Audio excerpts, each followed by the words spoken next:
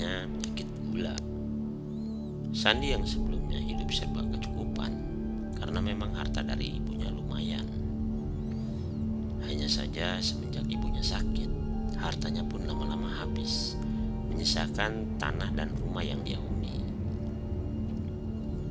Sandi menemui gua untuk menanyakan kerjaan. Akhirnya gua memberikan pekerjaan dia sebagai kurir.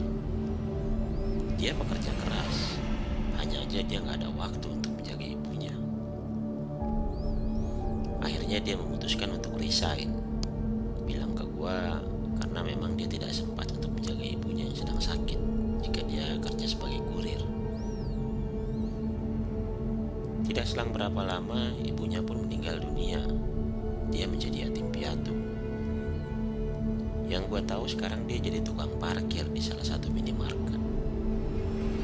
Gue sering menemui dia selepas gue pulang kerja, dan gue juga sering menginap di rumahnya untuk berbagi cerita dengan dia. Dia cerita ke gue, keluarga dari ibunya, yaitu adik dari ibunya, ingin menjual rumah ini dan tanahnya.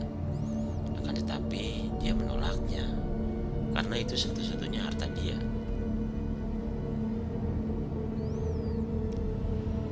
Om tantenya memang memaksa menandatangani surat, cuma Sandi menolaknya dan mereka pergi dengan marah.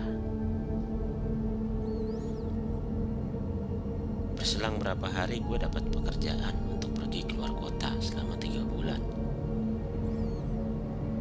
Pas gue pulang, gue bertemu dengan Sandi di tempat dia biasa jaga parkiran. Gue melihat wajahnya pucat dan badannya sudah kurus.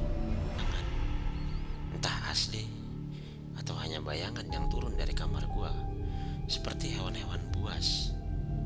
Apalagi kadang gua udah tidur, gua sering memimpi ular dililit ular atau dikejar oleh anjing atau hewan apapun yang hewan-hewan buas. Gue juga sering merasa kayak sedih banget kalau lagi di tempat kerja, padahal gua nggak merasa seperti itu.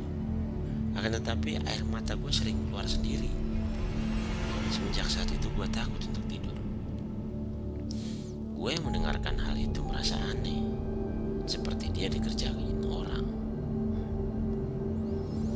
Setelah dari warkop, gue jalan pulang bersama Sandi. Memang niatnya malam itu gue penasaran apa yang dialami dia. Gue berniat mau nginep di rumahnya.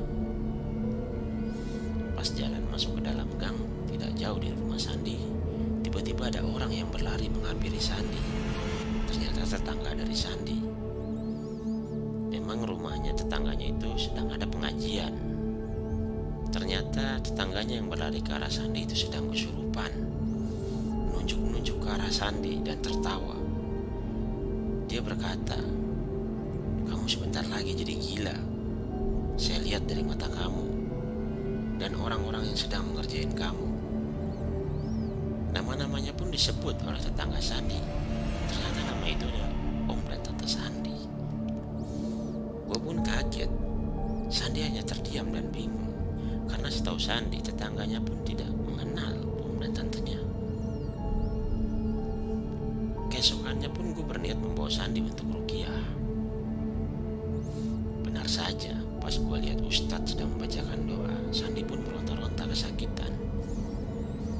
Pas dia kesurupan, memang setan yang mendiaminya berkata, "Anak ini saya mau buat gila." Setelah ruqyah, Ustadz dan gue beserta Sandi pun meruqyah rumah Sandi.